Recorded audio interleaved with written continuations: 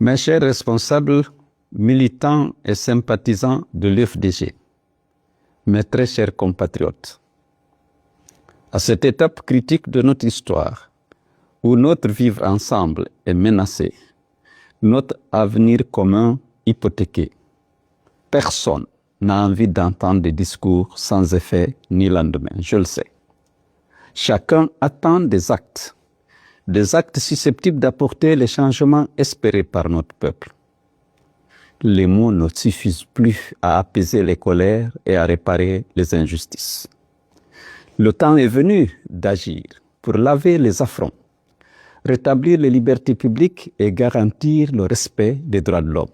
Peuple martyr de Guinée, nous nous rendons compte que le 5 septembre 2021 a été le début d'un véritable déclin national, le point de départ de toutes sortes de dérives. La volonté délibérée de la junte de ruiner nos acquis démocratiques et de remettre en cause nos droits et libertés n'est plus un mystère. Chaque fois que nous pensions avoir touché le fond de l'abîme, une nouvelle escalade nous précipite davantage dans les ténèbres. Ces dernières heures, un palier supplémentaire a été franchi dans la déshumanisation de notre société et la mise à mort programmée de la démocratie et de l'état de droit dans notre pays. Peuple de Guinée, Mamadi Doumbouya et son clan se permettaient tout. Et maintenant, ils ne s'interdisent rien. Après s'être pris pour le peuple en se substituant à lui, un groupe de prédateurs se prend pour Dieu en s'arrogeant le droit de vie et de mort sur les citoyens, les entreprises et les partis politiques. Ce groupe se maintient par le climat de terreur qu'il entretient et la répression sanglante qu'il utilise pour intimider et frapper toutes les voix dissonantes.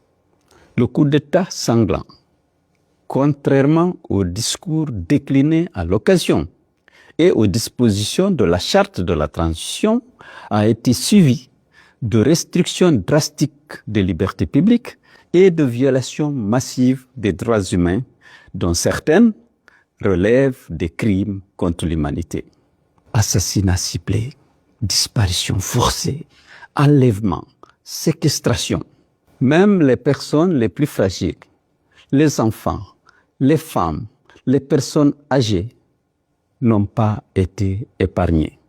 Mamadi Doumbouya vient d'ajouter à son sinistre bilan de restriction des libertés publiques et de violation des droits humains la décision injuste de dissolution des partis politiques les plus représentatifs de la scène politique.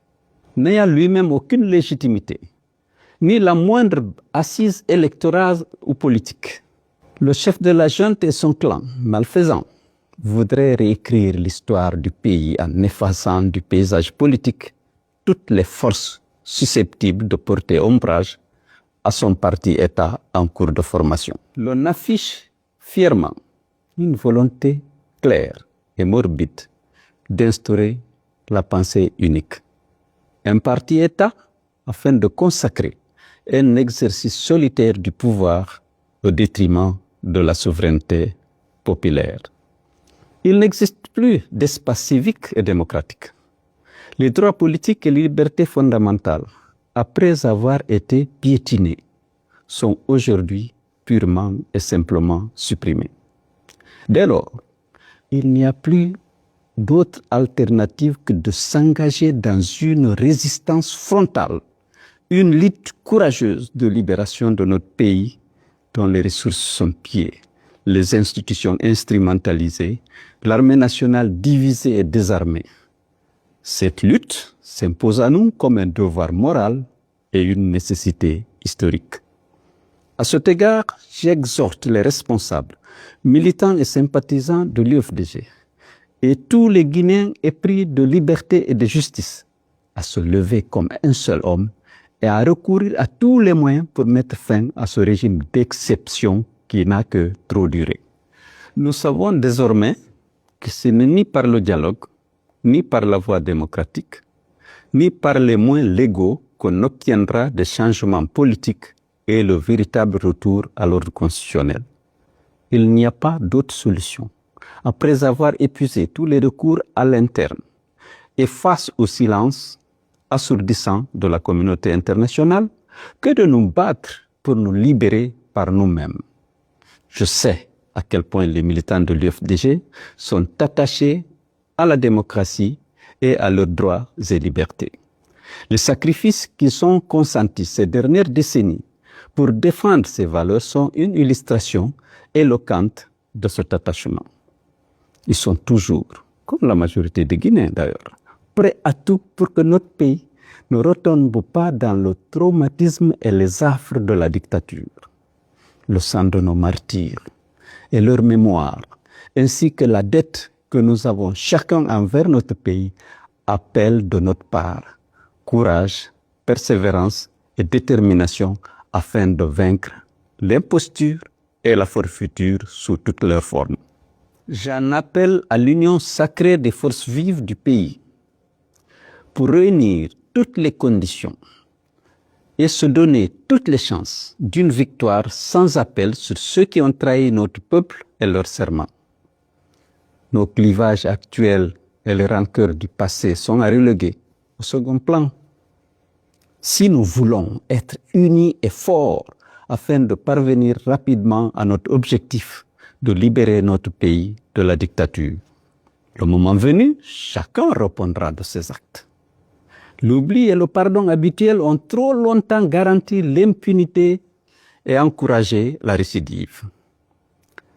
Peuple de Guinée, Mamadi Doumbia, après avoir trahi sa parole et son serment, nous déclare ouvertement la guerre en voulant effacer d'un trait de plume l'héritage de nombreuses années de conquête, de sacrifices et de lutte épique de notre peuple. Il sera vaincu par les forces démocratiques et patriotiques, majoritaires et incorruptibles. À travers toute l'histoire, on a vu comment finissent les dictatures. L'on voit le sort funeste qui attend aussi tous ceux qui soutiennent et encouragent l'oppression. Comme nous l'enseigne Thomas Jefferson, quand l'injustice devient loi, la résistance devient un devoir. Face à Mamadi et à son clan, seule la résistance nous permettra de recouvrer nos libertés individuelles et collectives, nos droits confisqués. Sous la dictature, nous périrons tous. La dignité de notre peuple et l'honneur de notre pays ne sont pas négociables. La dictature ne passera pas. Les tyrans tomberont tous, soyez-en sûrs. Vive la lutte, vive la résistance patriotique, vive le peuple de Guinée, libre et souverain.